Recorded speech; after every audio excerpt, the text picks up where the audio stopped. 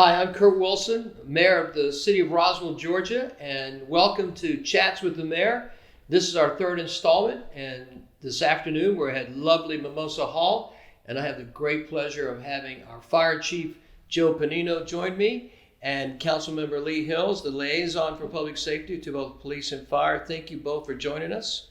And obviously, I would be remiss, Lee, if I didn't mention that for some reason, this is our third installment. And the fire chief, obviously being the prima donna that he is, has decided to put himself in the first position and has put the council member on the out. So this is the third installment. But it's not unusual for Joe to kind of do these things. We're kind of accustomed to it. We are. It flows. We are absolutely. But Joe, thanks for joining us. Thank you. Yeah. Lee, thanks for being with us. Wouldn't miss it. You guys are awesome. And in all seriousness, Joe, you've been with us now a year. 1 year, yes, sir. It just happened. We just celebrated your 1 year anniversary. But I think the residents not everybody's got a chance to know you. And obviously, everybody loves the fire department. Sure. Fire departments are stars everywhere. The poor police guys, they get pushed to the side and they gravitate to you guys. And obviously, that's why the police chief is very jealous of you, Jim Conroy, as you know. Correct. But why don't you tell everybody a little bit about yourself and where you came from and how we were fortunate enough to get you as our fire chief? So I was born and raised in Pinellas County, Florida. Moved here from Clearwater just over a year ago. I have about 20 years of experience in the fire service in Pinellas County. I have some family members still there that are in the fire service, including a brother. How I got to Roswell, I was in a doctorate program at Valdosta State University, and in my cohort was the public safety director of Alpharetta. And he knew I liked the area and I was interested in getting a fire chief position in the area. And he called and said, hey, I just had lunch with the Roswell police chief. And he said, they're looking for a fire chief. Had great things to say about the city and the geography. So I said, what the heck? I grabbed my wife and we came up for a week to see the city and just absolutely fell in love with the city, the surroundings, and the people, really genuine people here. So we took a leap of faith and I applied for the position, ended up getting the position, and we moved up, my wife and I. The rest is history. She's a nurse practitioner at Children's Healthcare of Atlanta, and we've been married for about 16 years now. Do you have children? No children. No children. One cat. One cat. What's the cat's name? Hazel. Hazel. How old's the cat? Old. So, by the way, it's folks probably don't know that. What's the number one call that you get in the fire department?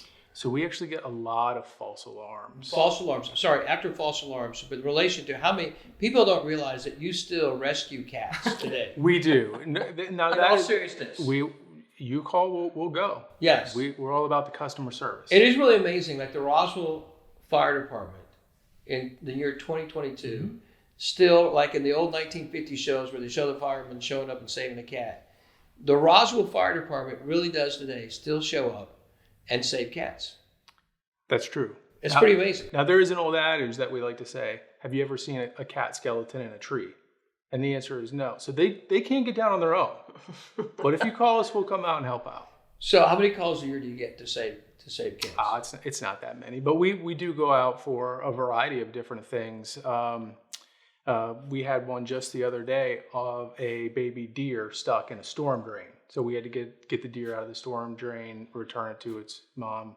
Wow. And that's, I think, part of the reason we're the favorites, because we do things like that. Well, obviously you're no stranger to the camera. Police Chief Jim Conroy is obviously, he understands that you have a relish for the camera and you can't get enough of it. We can't see enough of you on social media. Lee, I don't know, what do you do with this guy? I mean, this is all the time. He's on social media, he's on the camera, he's doing interviews, just did one yesterday. Yeah, you just celebrate. He's always pushing the fire department, explaining what's going on, and it really isn't all about him. It really isn't. But just pointing out what's going on in the department, how your guys and women are supporting our residents in every way, and tuning up, listening to your staff and making sure that their needs are met in order to serve our residents. Absolutely. It's huge. Chief, how many fire stations do we have in Roswell? We have 7 fire stations. And how many pieces of major fire equipment do we have? Whew, we have 7 engines, 1 engine at each station. We have a ladder truck on each side of town, so 2 ladder trucks, 2 rescue units, which kind of look like ambulances. And then we have a special rescue unit, or we like to call it a heavy rescue. It has a lot of specialty equipment. We had a call just the other day. We had to rescue someone that was actually impaled on a pry bar.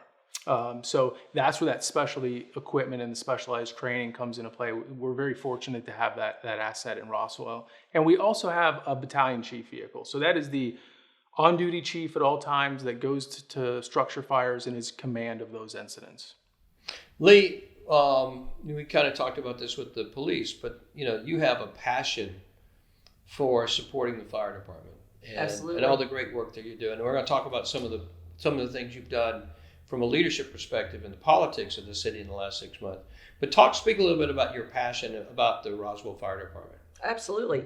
I've got 2 kids that are now in college, and my son, I actually just sent a picture to Chief Pennino this past week. In his 5th grade farewell book, it said, "What would you like to be when you grow up?" And he said, "A fireman or a policeman." Mm-hmm. So my son has had a fascination with your department before you even got here, as well as Chief Conroy's. But it's very comforting to know that we have that protection that's ramped up, ready to go, trained up, and on call 24/7 for our residents.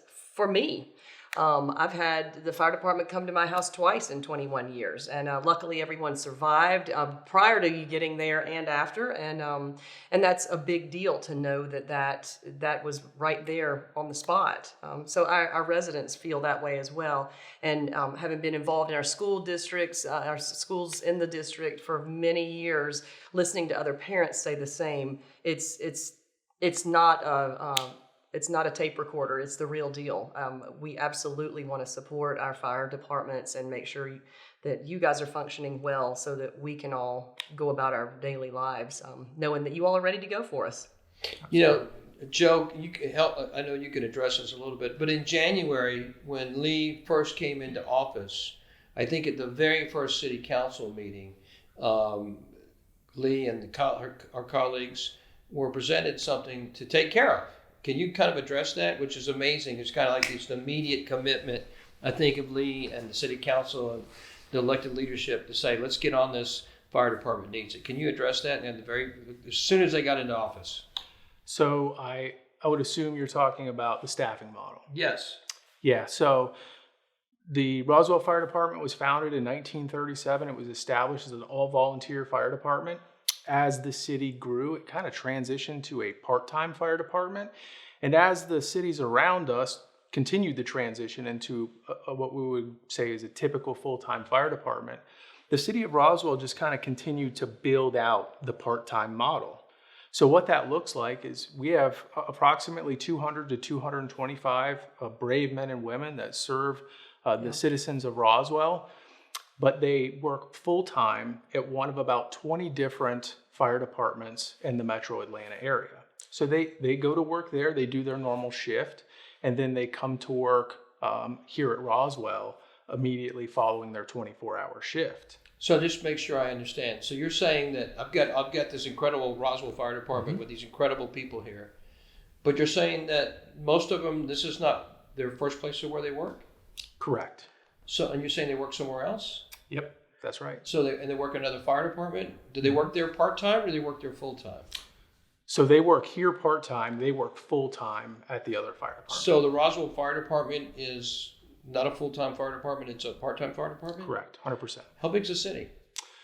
We're over 40 square miles. Our fire department responds to about 10,000 emergency calls a year. Yeah. So we're a significant size modern day city. Right. I actually have heard that Roswell is the largest city in the United States vis-a-vis population without a full-time fire department.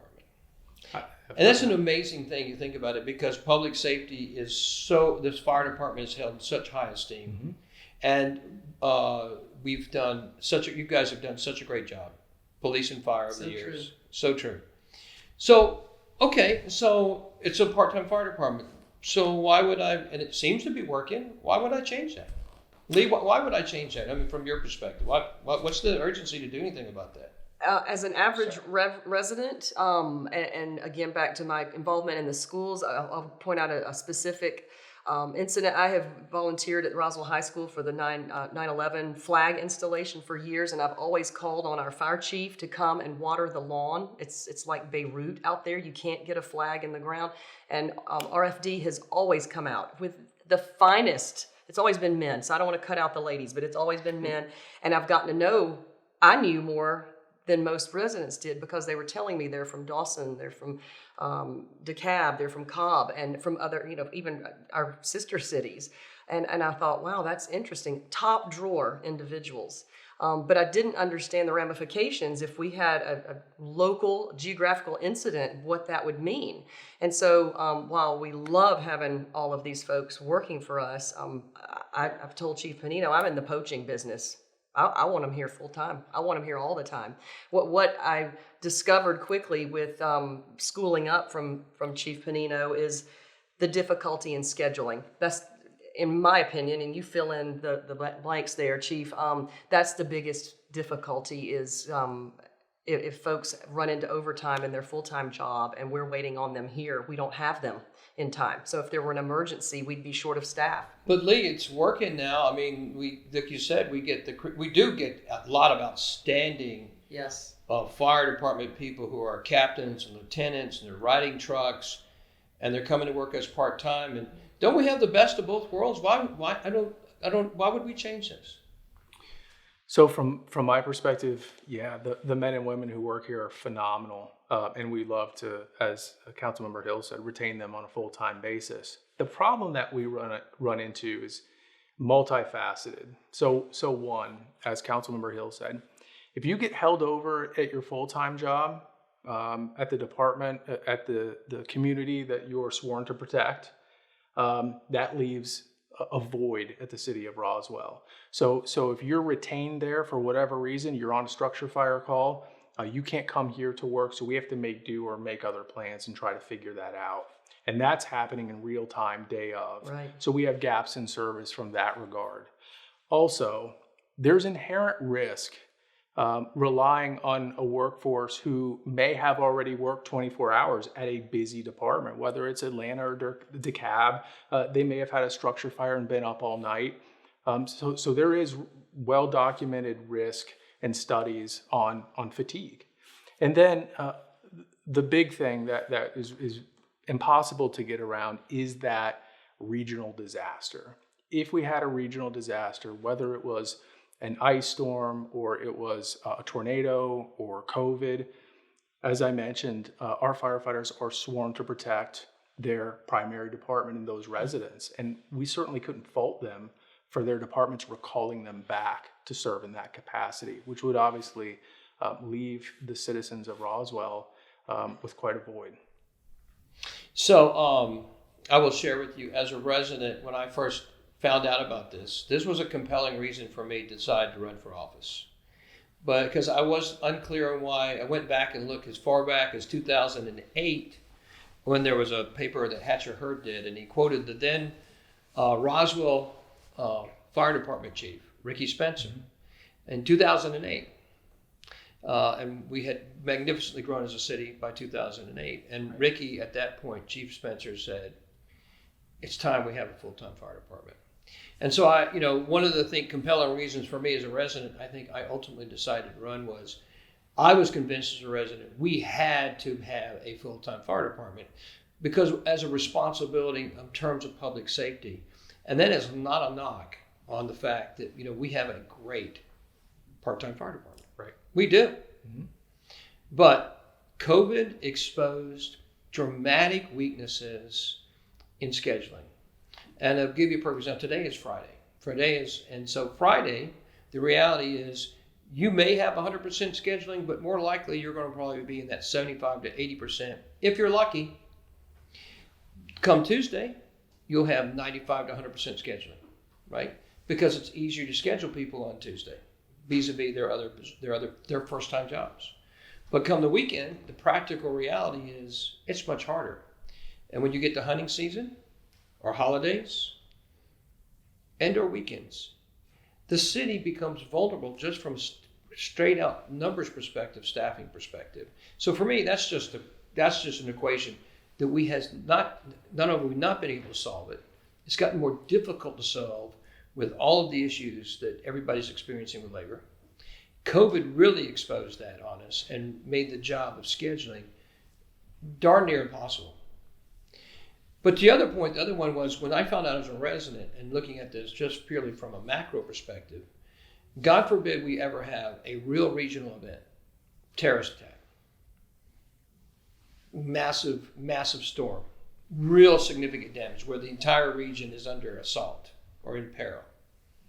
If that were to occur, our city, the city of Roswell of 100,000 people, would not have an adequate response because the full-time fire department that worked in Dawson County, DeKalb County, the city of Atlanta, the city of Woodstock, that's where they would be working because that's their first responsibility. That's their sworn obligation.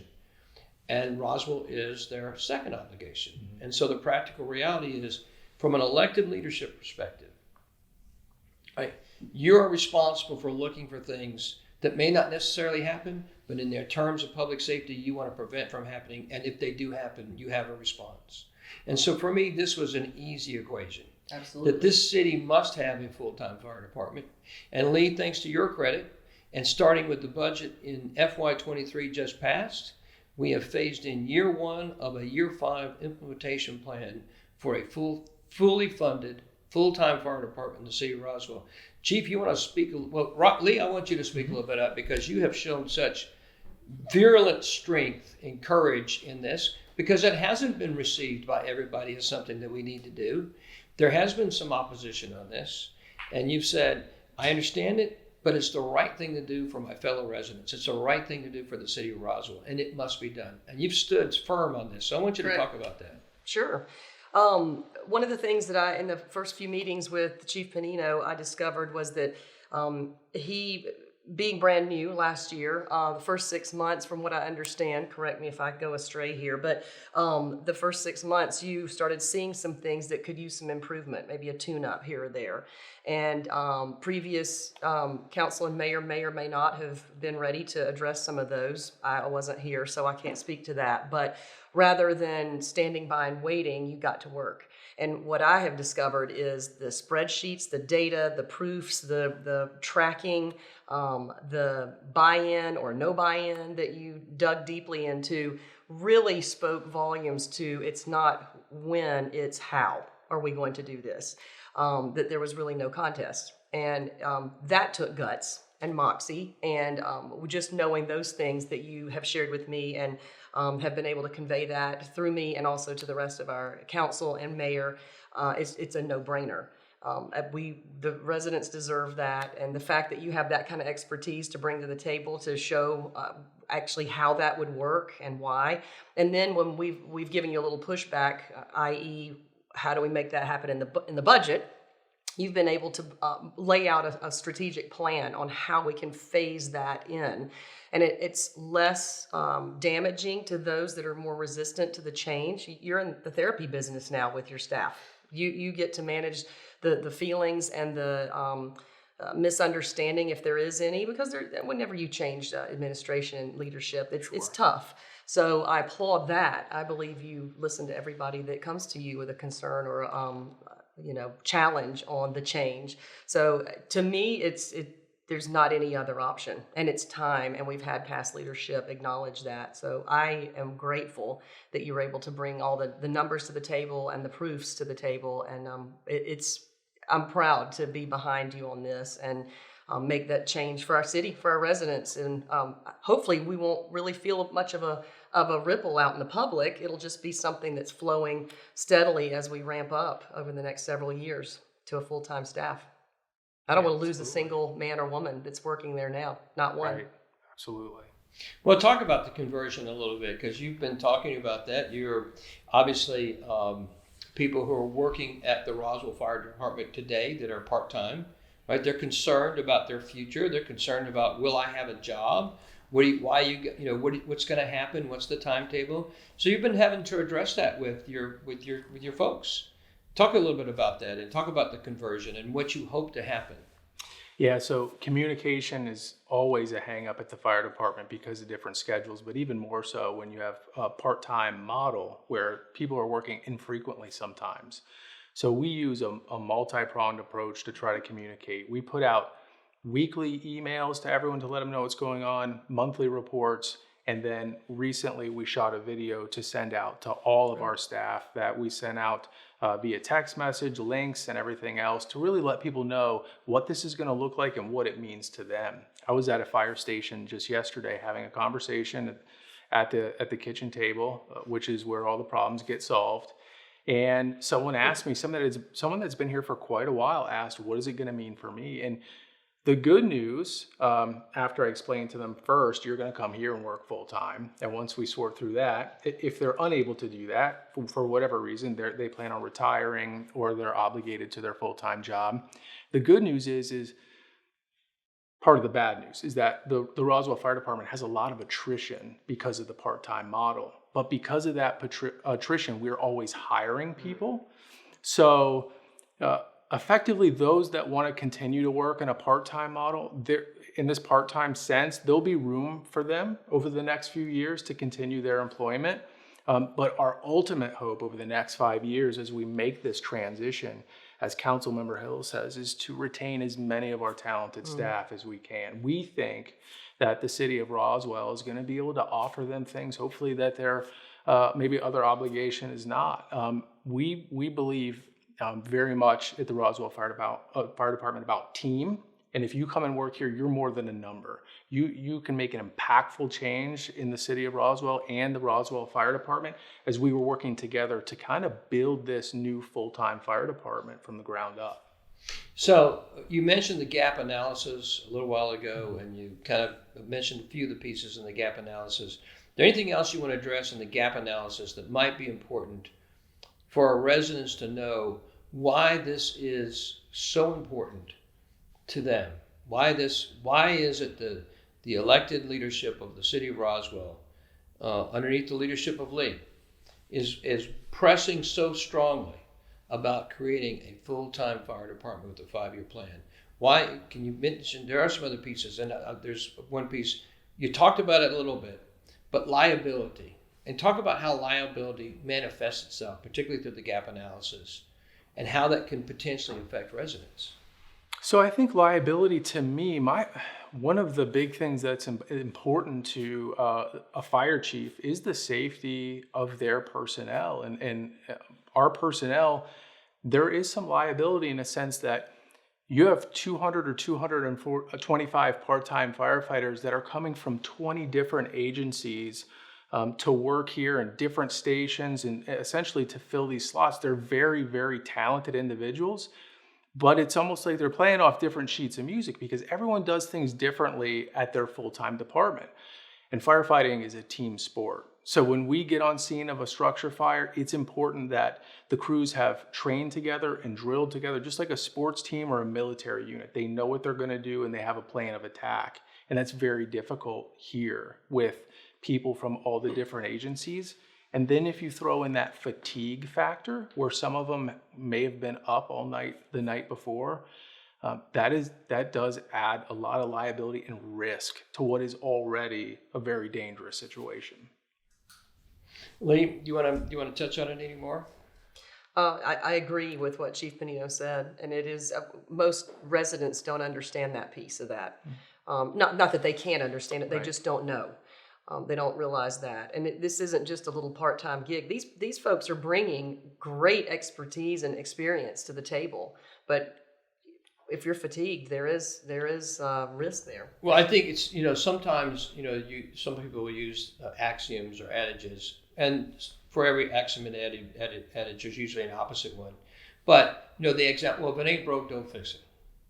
And the thing is that you can't see is because we have all these highly trained people, amazing people, they're showing up in the trucks and showing up in shifts. But what you can't see behind the scenes is how many people aren't showing up.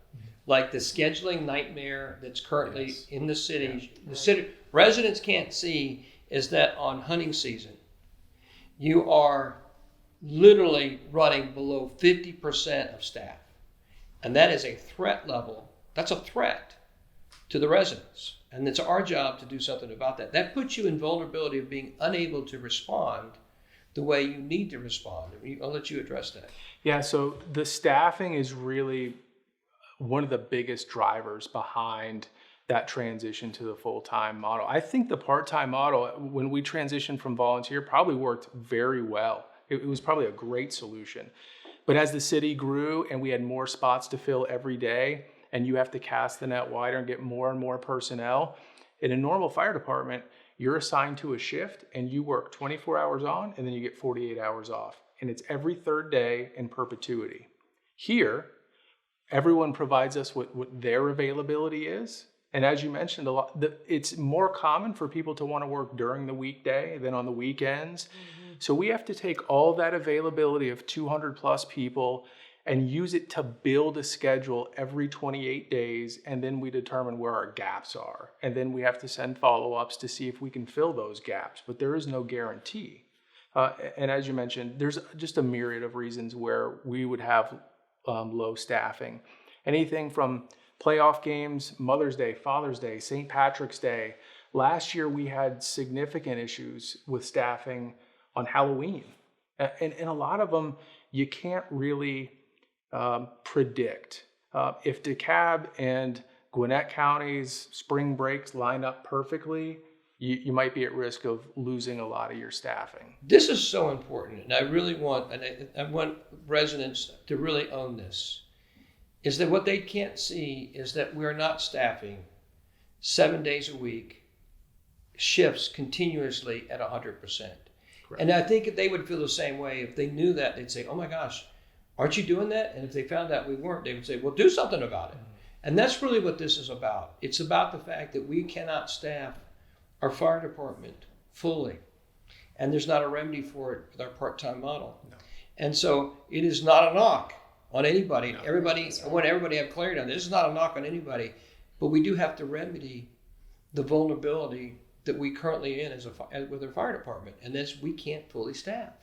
Mm-hmm. And that's outside of the tsunami of the labor issue that the country is experiencing. Right. It's a challenge that it's almost 100% impossible with our current model to staff, and it's got exacerbated. And the only way that we have deemed to solve that, and the gap analysis deemed to solve that, is come with a full-time fire department. And we're way past time. Yeah. It's way past time for us to do this as a city. I know we could talk forever about this, and we really haven't got a chance to talk about anything else, but this is big. This is a big change for our city. It is. It's a big deal. And we brought in the right man, the right leader, to help lead us down this path. And you, Joe, I can't tell you how unbelievably pleased we are that you are our fire chief. Yes, we are. We have a fantastic public servant in you. Thank you for your level of professionalism. As Lee has discovered, we are very fortunate to have you as a police chief. Thank you. Fire chief. Well, you and Jim are, sorry, kind of inseparable or indescribably the same, but no, we're so happy to have you, brother. Thank you. Lee, thank you for your incredible leadership. Yeah. It's my honor. It's amazing. This is amazing that you're doing this. Thank you from the residents of Roswell. Thank you from me that you're doing this. This is incredible. I really appreciate it. Absolutely. Yeah. Well, hey, I'm Kurt Wilson. We've had a chat with our Fire Chief Joe Pennino and with Councilmember Lee Hills, our liaison for public safety over police and fire. I can't thank you enough for being with us today. Welcome, and so long for now for Chats with the Mayor.